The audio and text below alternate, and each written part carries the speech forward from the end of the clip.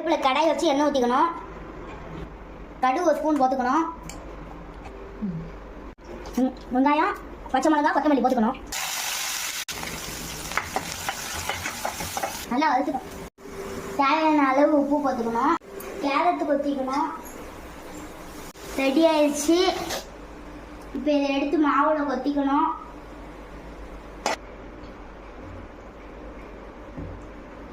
தேவையான அளவு எண்ணெய் ஊற்றிக்கோங்க, நெய் ஊற்றிக்கோங்க. இருக்கணும்.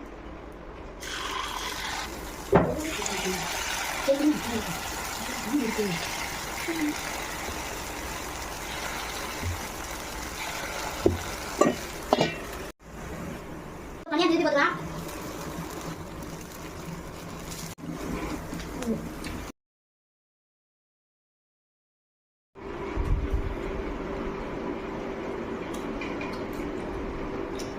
நல்லா இருக்கு.